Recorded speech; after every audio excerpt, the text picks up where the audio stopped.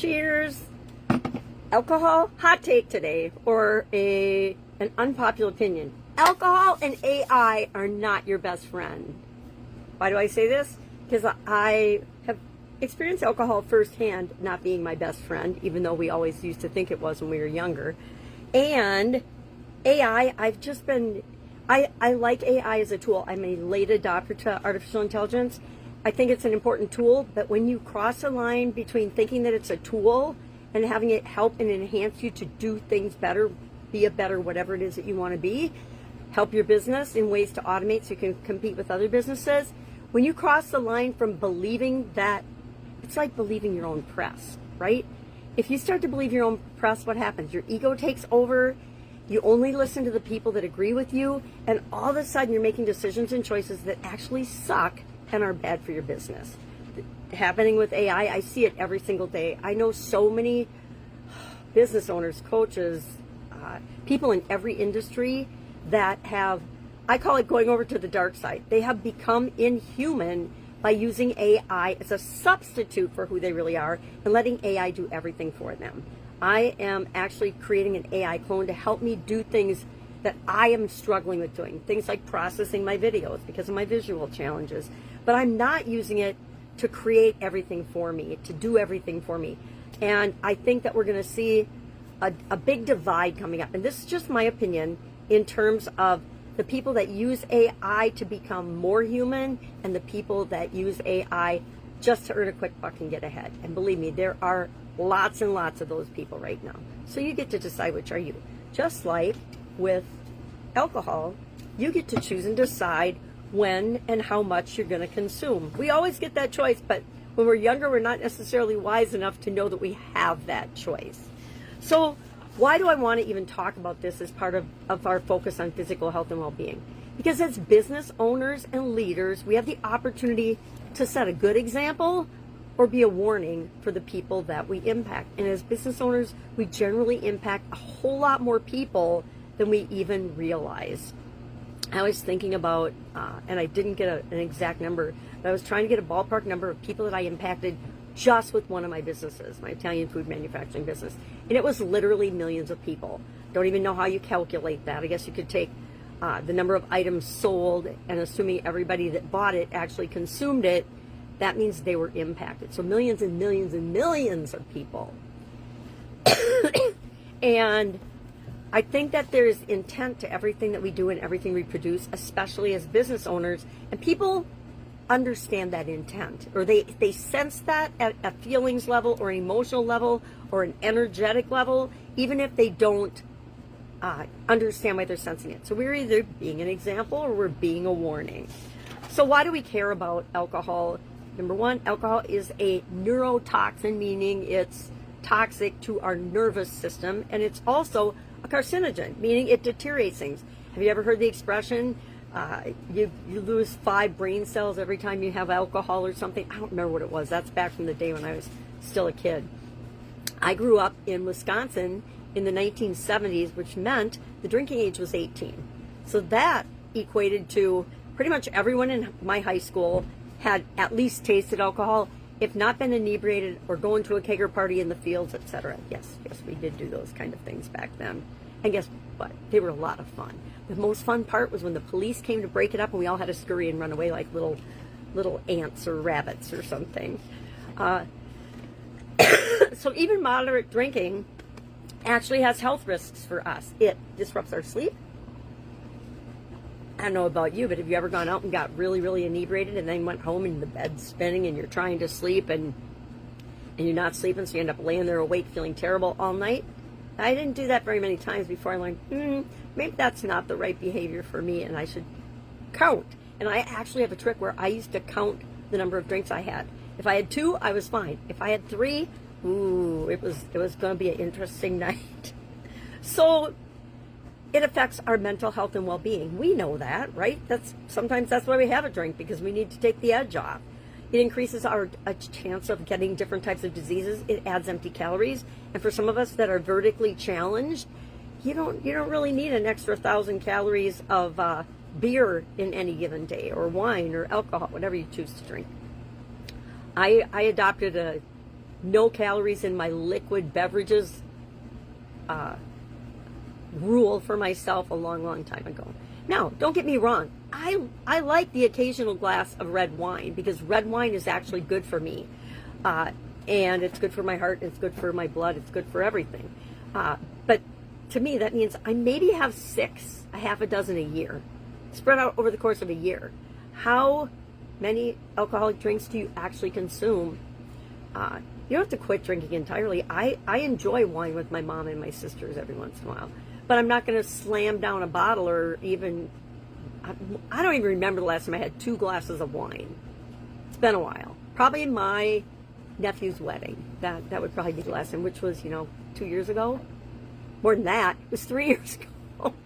So today we're just going to do an assessment of where we're at with this. I challenge you to be super honest with yourself and ask yourself, am I setting the example for the people in my organization, or am I being a warning?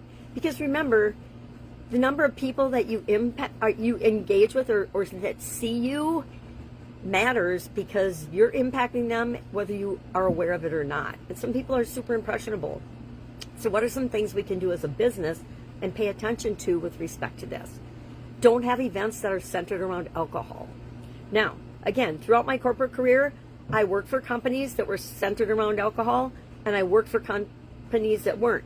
I also worked for a big industrial bakery. There were one of the first things I observed there, you could tell the people that consumed the products, because we could pretty much have whatever we wanted in the break room. There was always, seconds, we called them. I was a quality manager. And so we would take this stuff to the break room, and people could eat it on their breaks, etc. But you could tell the difference because the people that consumed those products were significantly heavier than the people that did not. And I made a decision as soon as I started working there that I was not going to be a huge consumer. Now keep in mind I had to do a cutting every morning of all the different products. That's a tasting quality check meeting, and we were supposed to check and taste everything every day. So I learned to do the taste and spit in the cup thing pretty quickly. So I want you to do that honestly. Honestly assess your culture and how much alcohol plays a part in it, if it even does. I don't think alcohol played a part in any of my businesses. We'd have Christmas parties and things, and people could have a drink, but that was the extent of it. We didn't have a culture of alcohol. Now, keep in mind, I was also in the liquor business, and so I want people to consume alcohol, right? Peak performance and heavy drinking do not mix. They don't coexist. If you look at the most successful people, you could start with Donald Trump, and you can agree or disagree, and I don't care what your opinion is of him. He does not drink. I don't think that's a coincidence in the level of success he has. I don't know about Elon Musk. I don't know if he drinks or not, but I'm going to suspect that he does not consume alcohol. Any other person that's super duper successful probably is not a big heavy drinker. Prove me wrong on that. Give me some examples in the comments below. All right, so what are we going to do with this today? I want to share the Head Heart Intuition tool because I think this is one of the most powerful tools in not only choosing among alternatives, which is how I usually teach it, but in self-awareness and self-evaluation. I think we should think about our alcohol consumption the last month. Let's just think about the last month worth of alcohol consumption and be brutally honest, but evaluate it with your head, your thinking, your heart, and your gut, your intuition. And you'll know, you already know, I don't need to tell anybody if you're consuming too much alcohol or not, or if you're doing any other thing like that alters your body chemistry. And I always told my kids, whatever you do, don't do anything that causes irreparable damage to your body, because you only get this one body, you only get this one life. So keep that in mind in your decision making, and that's always been a core value of mine. Let's ask a couple reflective questions. If you are totally honest about how much and how often you drink,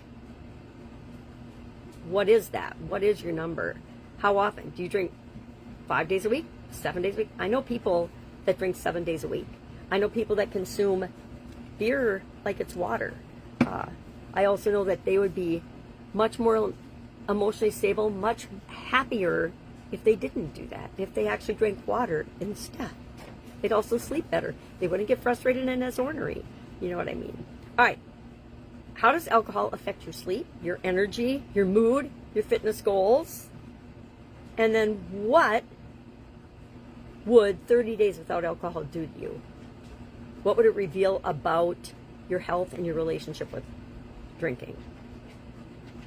Okay, we're going to share in the comments below. Have you ever tried a sober month? Have you ever gone a month and said, I'm just going to not have any alcohol this month and see how you feel? Yes or no in the comments below. I'm just wondering if that might be a fun challenge for people.